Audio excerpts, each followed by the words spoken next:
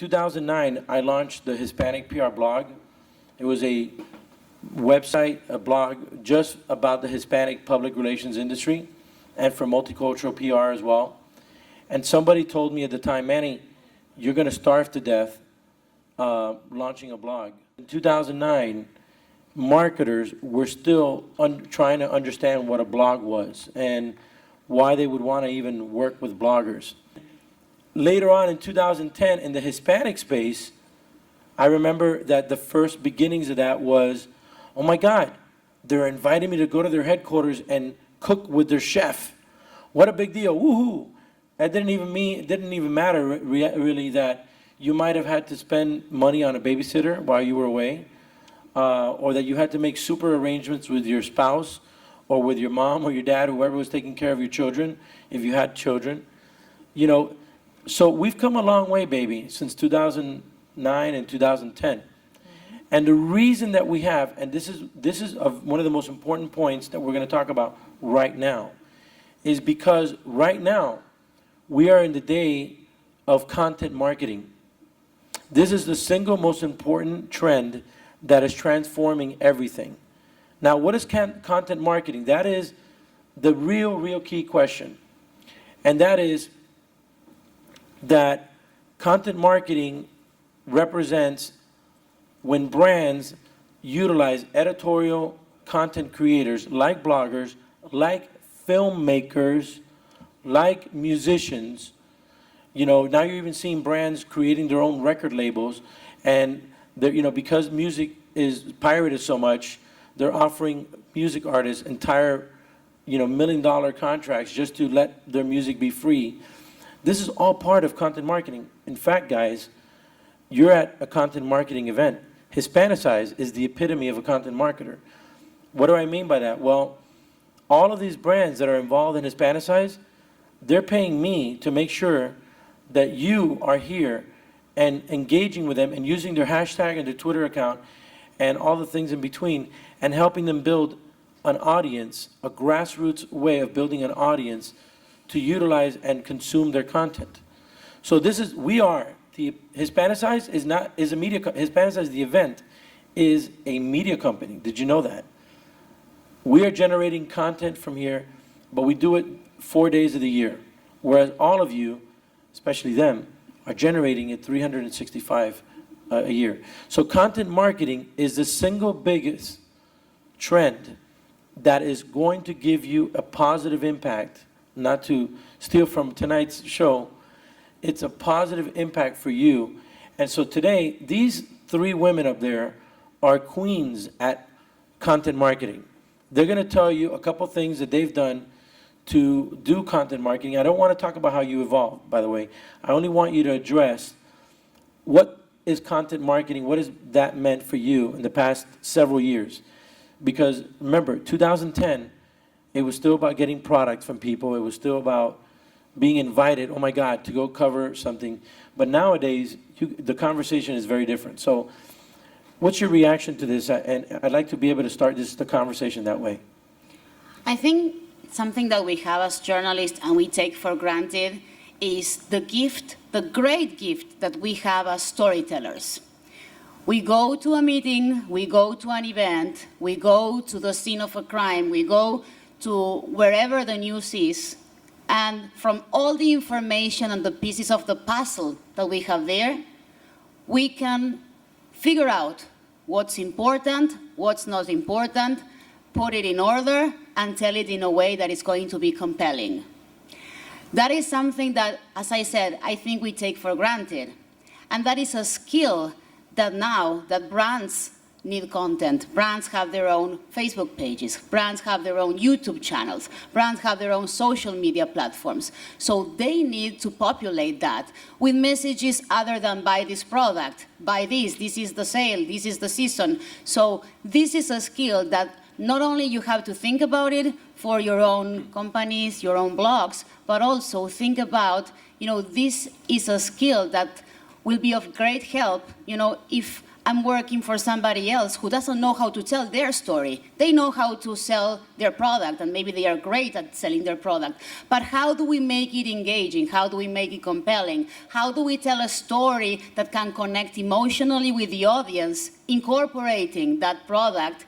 And it's going to be something fun, or it's going to be something informative, or it's going to be something helpful. I think that's what's at the core of creating this branded content.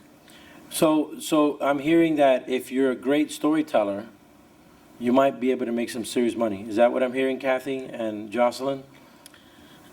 Definitely. Nowadays, one of the things that is really important is that brands are always trying to sell their product. You know, at the end of the day, they're still a business. They still want to sell that product, but it's how it's being delivered to their consumer. And they're doing that via the blogs, via our media companies, because we're directly connecting them with their consumer, with their target audience.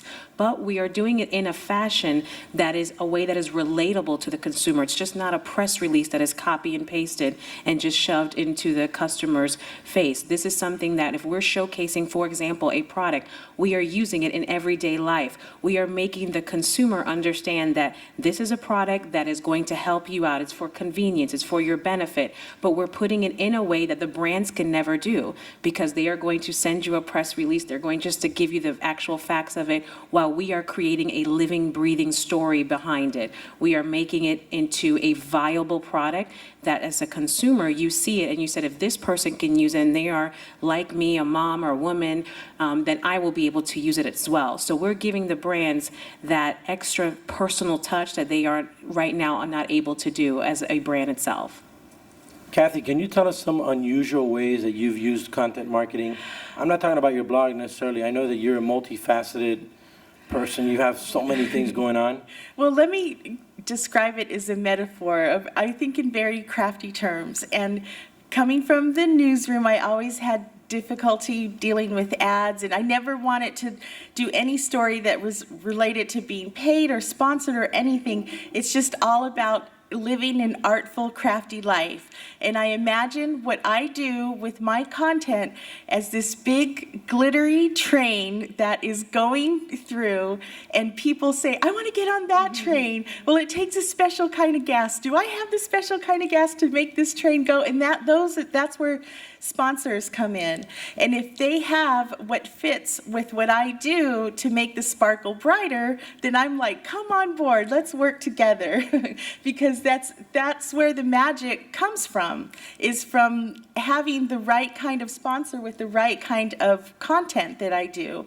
And, you know, sometimes it works. Sometimes I take chances. Like just this week, I was talking about this earlier, where I had a company, you can scroll down to see the projects, but I had this company write me and say, we want to send you a $650 designer purse. And the first thing I thought was, they haven't seen my blog, because I don't really do fashion where I cover $650 purses. But I wanted to test them a little bit. There's the purse right there. So I said, go ahead and send me the bag. They sent the bag, and I painted it. And it started like this. And the way that I framed it when I promoted it on Twitter and Facebook was, I painted a $650 purse. And people went crazy, like, oh my God, did you see what Crafty Chica did? And then I was so worried about the company, if they would be mad. But after they got all this attention, they respect the crafty, you know? And then they ended up writing me and saying, oh my gosh, we loved what you did with it. And wow, you are brave to do that. But it also taught other people with blogs, like, to take a risk, take a chance, and think outside the box and make it work for you in your style. That's the most important thing. If I can't make it work in what has the sparkle for what I do, then I don't work with it, because there's no magic. The magic comes from me and the content, the story ideas I come up with, and they have to find some kind of way to support that. Yeah, go ahead. Because this is kind of related actually to Hispanicize and thinking outside the box. You know, a lot of times when you are working, you think that if you pitch an idea or if a brand comes to you and it's not a right fit, and if they say no, or you say no as well, that that's the end of the relationship. You are the content creator, you know what works best for your audience, so you can come up with ideas of how to work. And one of those examples was here a couple of years ago. I met at Hispanicize the VP team of McDonald's, Me Encanta, and at the time, they had not done any kind of blog or social media activation in Central Florida, particularly in the Orlando area where I'm based out of. And I just told them about what the Central Florida area looks like, the influencers we have there, and the market that's very heavily saturated in the Hispanic market, and that a blogger activation there would really work, and they would be able to bring in influential people from online and offline as well. Well, they took a chance on the idea. We had a blogger event, and within 2 hours, we created over 2 million impressions for them, and they were beyond satisfied, and they had and everyone had a great time. They provided them goodie bags and all of that. But the important thing was that it would have not been an idea that ever occurred if it was not something that was thought of outside the box. So sometimes you also have to put on the hat of helping the brand out as well, of thinking of ways to collaborate together. And like one more quick example, like I love painting coffee mugs, and I paint it every season. I paint like almost 400 mugs, and I sell them and give them away. Well, this year I had Coffee Mate approach me and say, we love what you're doing with your mugs. We want to sponsor you to do more mug coffee related blog posts. And you know, now I get to come up with recipes and work with Coffee Mate, and it's just, I never would have thought that would have, I just did it out of the pure love of wanting to share the joy of drinking coffee while I craft. You know, in 2010, so outside of Hispanicize, I have Poppy Blogger as a blog, and I launched it literally at Hispanicize, the first Hispanicize in 2010 in Dallas. And I remember I was very nervous because my wife and I had really desperately wanted to take a vacation before Hispanicize. We had never done an event, so of course not. We didn't know how crazy this thing is going to be. And we had to cancel a trip to Italy, which is hopefully, God willing, where we're finally going on next Thursday. And when we were bummed about that, we just decided, like a week before Hispanicize 2010, hey, why don't we do a road trip to the four corners of the United States? Would you? My wife said, oh, okay. We had 3 kids. And we got McDonald's. We told the story about McDonald's. We created this. I didn't know what I was doing, by the way. I just knew how to tell stories as a former journalist. I said to McDonald's, listen, can you help pay for this trip? 46 days, by the way, for us to be on the road trip. So McDonald's said, well, what idea do you have? Because it's got to, how are you going to, you know, you've never done this. I'm like, no, I've never done it, but you know my track record. I'll do it. I'll do the 4 corners of the U.S. from Miami to L.A., Seattle to Maine, back to Miami. And they said, well, what can you do? And I said, well, what if I just visit the coolest McDonald's restaurants across the country? They're like, oh my God, that's wonderful. And then we talked to Sprint, and we told Sprint, hey, what if we showed how reliable your service was across the country? And we tweeted with tech tips and stuff. And then I talked to Chevy, and I said, hey, why don't you become the official Papi Mobile sponsor? And we'll take photographs in front of monuments and all sorts of fun places that we go to. And they're like, oh my God, love it. They gave me all the gas. They gave me the vehicle for 46 days. And then Sony provided us electronics for all the kids to play and to keep each other from killing each other. We paid for our entire 46-day road trip vacation. Now, by the way, it sounds glamorous, right? When we do these things. My kids, I'm sure your kids, whenever they know that something is sponsored, they cringe. They're like, oh my God, are we going to have to carry your cameras, Daddy? Are you not going to have to work? Can you please not work? I'm like, dude, this is how we get to do these crazy things and go to these different places. So, you know, you have to keep in mind, you have to know how you should be creative. If you are creative enough to create good photography and or video and or blogging or all 3, oh my God, if you can do all 3, you're going to be a beast in this moment, because this is the biggest skill, right? Is having great content marketing skills. What skills did you lack that you had to become better at to be a better content marketing platform, guys? And what did you do about it? Well, I think that as your company evolves, the skills that you lack in the beginning and that you have to learn are the management ones. If you have help, if you have employees, if you have to negotiate contracts, those are the things that when you were working in a company as an employee, well, you negotiate.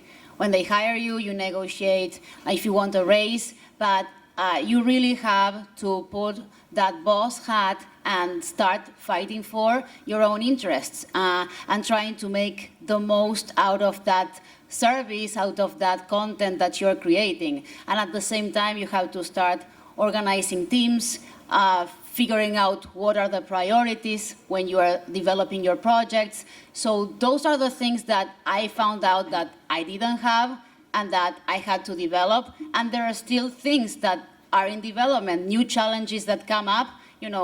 Other things that you have to learn are the taxing, legal stuff that you have to figure out. So there are many things about having your own company and making it grow that surprise you in the beginning, and of course you make mistakes along the way.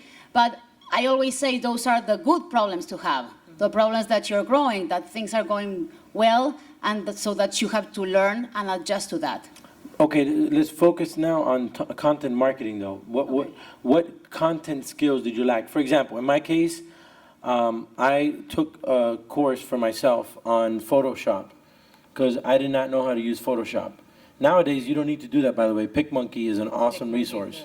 You don't need to be very skilled at it, but what skills did you guys have to learn back then? What are some skills that you're going to need to do and be a master's in content marketing? For me, one of the skills that I had to learn, my background is in PR for the federal government, Department of Defense. So I had to learn coding. I had to learn kind of how to become my own IT person, which is something that I always had at my disposal, wasn't a professional IT person. So now being my own boss and being a small business owner, I had to learn how to set up a website, how to put in pictures, how to put up slides. If something is looking wrong, who do you call? No Ghostbusters, you're just calling yourself. You really have to learn some of that technical side for myself. That was a skill that I had to learn. And I did that by, scouring the internet. I saw thousands of YouTube videos, how-tos, and there's so much information out there that you can really learn just about anything, DIY at any time. So definitely that was something for me. The technical side of setting up the website was something that I had to learn on my own. Crafty Chica, you know everything. You don't really need to know anything. What did you have to learn? Mine, photography and video editing, video in general, because in this business, especially in the craft blog world, it changes constantly. It's growing and the bar is raised. You have to adapt, evolve, or get out of the way, if you want to stay in the game. So I definitely needed to up my skills. And for years, I would film all my YouTube videos on my iPhone and all my photos. And things come in your way when you work hard and you shake the tree. Well, I had YouTube contact me that they were having a boot camp for DIY bloggers who had channels, and they asked me to come out there and join them in this DIY boot camp for making videos.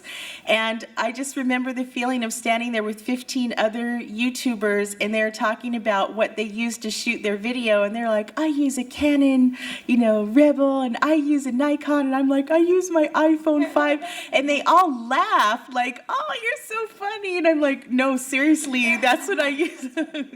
And I went through the whole program, but I was proud of it. I was like, ooh, I'm the rebel. You use what you have, which I truly believe too. You don't wait for the best products to come or the best. You use what you have and make it work. But what I learned, you have to identify what you don't know, what you need to know. And by going through that boot camp, they sat me down and they said, you need to invest in a serious camera and you will do so much better. And sure enough, I ended up buying my Canon Rebel, which I love learning how to use it. I learned how to do better videos. I invested the time in it. And, sometimes you just have to make that investment. And I couldn't afford to hire someone to do it. I had to do it myself. And I'm so glad because there is this one website called Craft Gawker. And there, if you submit your photo to your project and they select it, you get lots of traffic to your site. And every day they were rejecting my photos from my poor little iPhone 5. And I would cry, I would get so upset, I'd spend more time trying to photograph the picture than making the craft. Once I invested in a proper camera, every time, every single one submission, they would take the picture. So what you save in, sometimes you lose in time, you save in money. You know what I mean? Yeah, money and resources. I could tell you one thing, for me, mentioning a little bit about Photoshop, it transformed, it really, I can tell you that I've saved easily $20,000, $30,000 by not having to outsource every single thing that I've wanted to do to be a better, to use Photoshop. Because I remember just to get one layer on top of another and be able to show like the date on top of a photograph, I used to be like, oh crap, I have to call somebody. You need to empower yourself as a marketer, as a journalist and as a content creator, in order for you not to outsource some of that stuff that might be small, but it adds up to a lot. Hispanicize, I do a lot of stuff myself. A lot of those things you see on Facebook and everything, sometimes I make my wife and my partners cringe, like, oh crap, he did it again, something that doesn't look that great, because we have ways of doing it better, right? And I go, well look, I just needed it out right there. Before, I used to have to count on somebody, beg and plead or whatever, so I would say Photoshop and Final Cut Pro is like indispensable for that. Anything else though on that content creating? Yeah. For me, because my background is television and journalism, it was the other way around. I had to learn all the social media platforms. I was familiar with the cameras, I was familiar with the editing, how to tell stories on video, images, but I had to get familiar with the different social media platforms, how to share what works better, because when you think about your audience, sharing something on social media and broadcasting something on television is very different. So you have to adjust that content, and at the same time, something that I had to learn is tracking the results. On television, Nielsen tracks your results. You either did good or bad. On social media, you have to track those hashtags and see how many impressions you got. So those are tools that I had to learn along the way. I think you stole my thunder here, because I was about to talk about social media. Let's dig into it. I think it's clear that it doesn't matter who you are as a content marketer, you are content creators, right? But you're working in the field of content marketing. So social media is the most important skill set after creating content that you could have. I would argue it's higher than accounting and legal, because eventually you can outsource for that. And you, by the way, you should if you don't like it. Like, I'm horrible at math.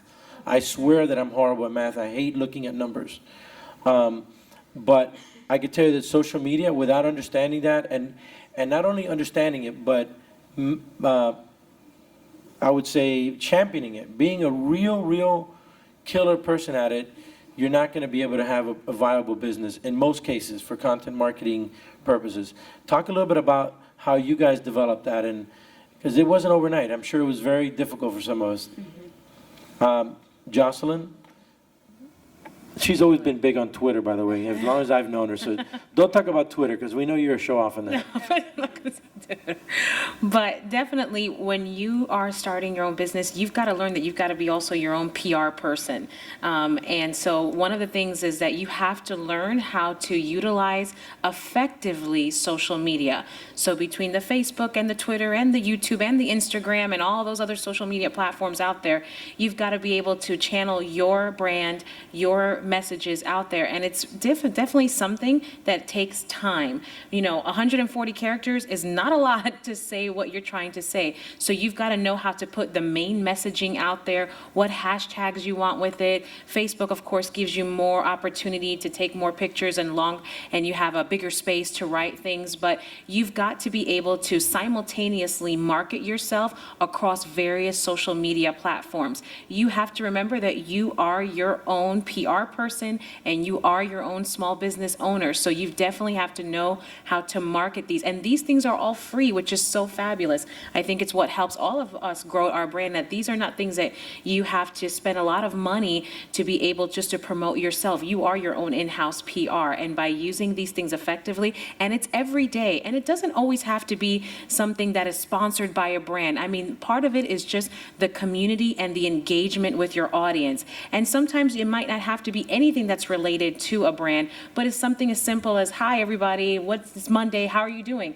Get so much response back from your community because they want to feel engaged with you on a daily basis as well. I've always been super social, so social media has come very easily for me. But one of the most important things is I do a lot of shout outs to people, and I love spreading positivity. So I like to do a lot of retweets, and I found by doing that, it makes people retweet and look at my stuff. But also what I have done over the years is I have different pockets of groups that I belong to for like Twitter and Facebook. I'll take Twitter, for example, say for crafts. There's about 5 or 6 of us, and we know that when we want each other to retweet one of our tweets, we tag each other in it. And I know, oh, Mark wants me to retweet his video, so I'll retweet it for him. And then when I have one, when I want it, I'll put his handle on my tweet, and then he'll retweet it for me. And so we don't spread this because we want to keep it small so it's not overloaded.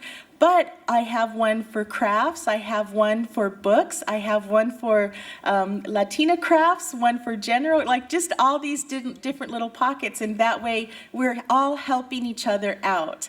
And one quick shout out just for Hispanicize, that's what I have loved about this conference is we were just talking, every time you help someone, they go, oh, thank you, how can I help you? Like there's so much back and forth. So take what you learn here and do it online with social media, and then that's what really creates a good experience. Kathy, I'm mad at you. You keep saying conference. It's an event. See, I'm trained. See, it's also about branding. Let's talk about branding. Yeah. Let's talk about branding. Okay. Because that's what I just did right now. See, I was making a joke out of it, but I'm reminding people that I hate the word conference. This is an event. It's a bigger thought that we want you to think about, right? So the other day I was talking to a friend of mine and said, Manny, I can get you the most unbelievable cigars. And this unbelievable liquor company is doing it as part of whatever. I was like, man, I really appreciate it, but that's just, you know, and like, Manny, you understand how much this blank, you know, liquor and cigar thing is? I'm like, man, I know, but I just can't do anything with it. I don't want to even touch it because it just doesn't fit our brand. We talked about brand earlier, but brand is not just what you don't do, it's what you do. You know, who you work with, who you associate with. What are some of the criteria that you used on who you're going to pitch for a story? And what are some some success stories other than McDonald's? That was a great one. But Gabby and Crafty Chica, do you have one, another example like that would help us understand that? Yeah, regarding what I don't do is things that I don't think are associated with my message, things that are not associated with my brand, like, or products that I don't want to endorse. I will never do anything with, I don't know, diet pills, something pharmaceutical that I wouldn't feel comfortable with. Politics, endorsements of that kind, religion, those are things that I'm not going to get involved with. Regarding stories and success stories, for example, we did a combination of social media and television for L'Oréal Paris during the Latin Grammys in Las Vegas last October. And what we did was, I was there as their official green, because it's not red, green carpet correspondent. And what we did is focusing on the trends, focusing on what was going on there. Combining social media and television. So in a way we were incorporating the products, because as I was getting ready to do my interviews, we were showcasing all the different looks and all the different procedures, and at the same time on the green carpet we were showcasing which were the trends, and those are things that you can associate with the product. Crafty Chica. One of mine, everything I do, I want to have a sense of purpose, and that's to spread positivity, spread creativity. I have different sites that I look to as role models. One of them is Soul Pancake. I don't know if you've heard of Soul Pancake. I love what they do, and I found a connection to them. I reached out to them, showed them what I was doing, and it took a few months of back and forth, but we ended up connecting, and I was supposed to shoot one video with them. They ended up using me in 3 of their videos on Soul Pancake, and it is so amazing. Like, it makes me want to cry because they did it so beautifully, like not even the way that their interpretation of my story was totally different from what I would have done, and it was just a lot larger audience, and to have all of their following look at what I'm doing, it just really was a cool out of the box, again, taking a risk. Nothing is ever out of reach. If you have an idea, I mean, I love brainstorming. Brainstorm your ideas. Break them down into small lists, and then take one day and say, for the next 3 hours on this day, I'm going to write emails and pitches to all of these people. Frame your pitch to match whatever the company is that you're writing to, so you can see how you would fit into what they do. And you never know. I mean, Ellen, I have been pitching to Ellen for like 5 or 6 years because she hates glitter. And I'm like, don't judge all glitter by loose glitter. So I started a campaign called Safe Specs and Safe Sparkle. And so every year I pitch to her. This year I have another one coming up for the holiday season. I've picketed in front of her studio the Safe Sparkle Glitter Rally, and we got tickets into her show, but my goal is to end up on her show as a guest, educating her and her viewers on all the types of glitter that is not messy. So just think big. We see that's an example of marketing, because you're branding yourself. You're not picketing because you're really, it's hurting you. You're picketing because it's a great PR push, right? Right. I want to finish with this, and you see the time is flying by. I told you guys it would fly by throughout this. Wait till you see the next part of this session. But one of the things that I think is important, a lot of people ask me here, Manny, I'm like bewildered by how many brands and agencies are here. How do I approach them? Journalists are not used to talking to a brand outside of like, can I interview you for a story? That's one of the hardest things that I can relate to, because I remember believe it or not, I was very introverted about talking to people outside of the scope of I'm a journalist.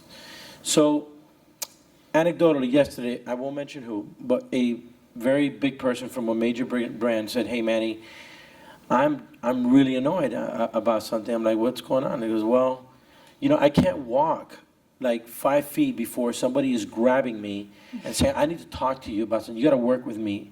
And I'm like, no, I'm sorry about that. And like, it's so annoying that people do that. Can you talk to the people so they understand that that's just not cool?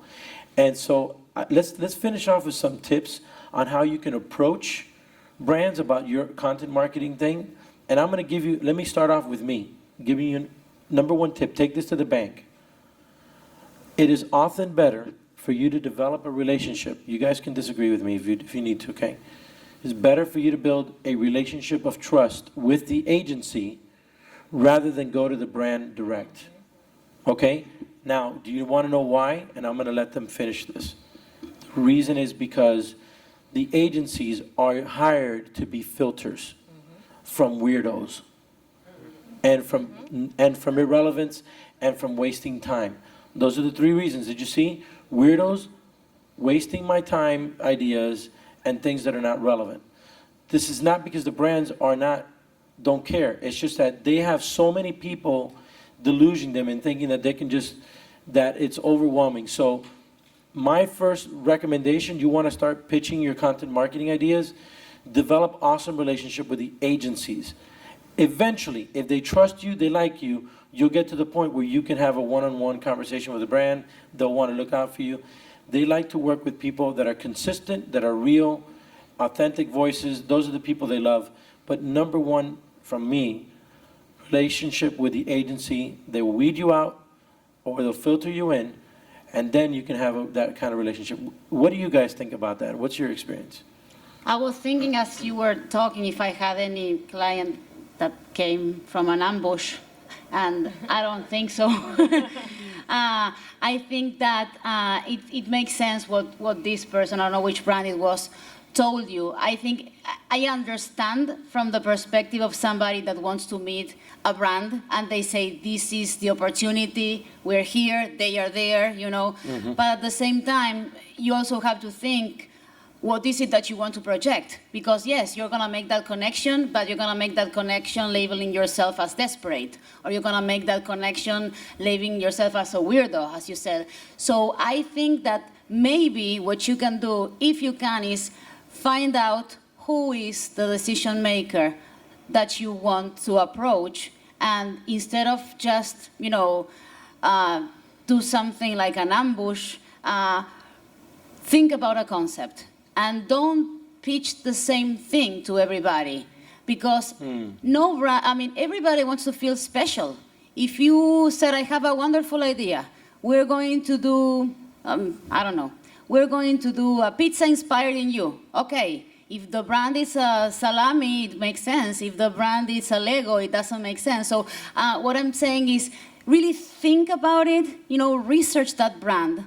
See what their priorities are, what they stand for, and think, you know, what is coming up for them and how you can be a part of that.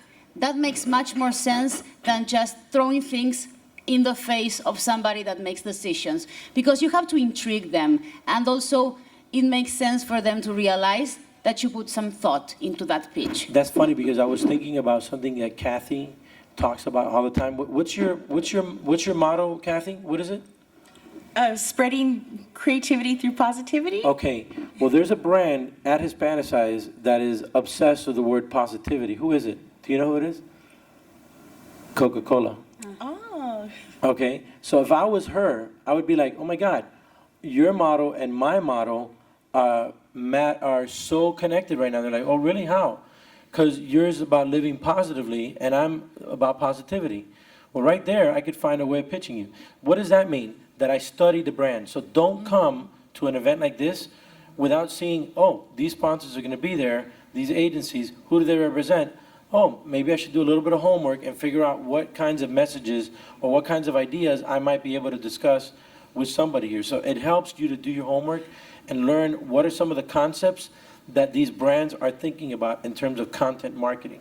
And to go even a little deeper, like one of the biggest mistakes I see when people approach brands is they say, we need to work together. It's too broad. It's Yeah, like, give specifics. Have in your mind 3 ideas of what you can do to benefit them and how it will help you, like a win-win situation. Because I have found every time, whether if it's to a TV station, to a magazine, I always have at least 3 pitches, specific ideas, visuals that will show them what I can do. And then it makes their job easier, it makes your job easier. Absolutely. I couldn't agree with that more. And sometimes people ask, well, how do I find the PR agency for the brand? Something as simple as a Google search of the brand and just put public relation agency you will find out who they are. And another thing is that if you get press releases from the brand, or if you get press releases in general from PR Newswire, Hispanicize Wire, you will find at the end they will also have the information of the public relations agency for the state of records. So I think that's also a great way to start that conversation when you're looking for that as well. Yeah, I have a funny story. Like 2-3 years ago, it was snowing really bad, and I couldn't go to the office to do editings, you know, and I said, I'm getting behind on my deadline, you know, bad mood. I'm getting behind on my deadlines, you know, how am I going to, you know, make the most of this day? It's snowing, I cannot go outside. And I said, okay, this is not gonna be a day gone to waste. I'm gonna do something. So I got a press release, and usually maybe I would have been busy doing something else. But because I was stuck at home and, you know, I had the snow all over, you know, the road, I said, okay, at least, you know, I got this press release. This is a company I've been trying to work with for a while. I'm here, I cannot do anything else. Let's just shoot them an email in the contact information. And it has been, it's a wireless company that has been one of my major clients so far. The PR company that sent the press release put me in contact with the marketing person, the person with, that is handling Hispanic marketing. We got the meeting, we got to talk. It was not an ambush outside, anything. And so it worked really well for me. And it was just out of trying to make the most of one day, you know. And I find out that that way has helped me a lot. Figure out what is the public relations office or agency, who is the person, and just approach them in that way. We're going to take a break, but before I do, I just want to share a thought that helps me a lot because I have to be very disciplined. You have to be very disciplined to be a media entrepreneur. And that is that every day, and you just mentioned something, you actually personified it by what you just said. Every single day of your existence, except when you're on vacation, you need to move the ball forward. You need to know that you left something, you did even one little thing that helped you get closer and closer to a certain goal. So it's very important that you keep that in mind because trust me, nobody's going to remind you to be disciplined. Nobody's going to tell you to put on your clothes or do this or that. You've got to every day understand that the only way you're going to progress is by hustling your butt off. Hard work is what it is, but it could be very rewarding. When we come back, we're going to take a break. We're going to actually start digging into revenue models. It's going to be fun, and we're going to hear from other voices that are going to bring their unique perspective. We're going to have a Q&A. You guys can ask questions.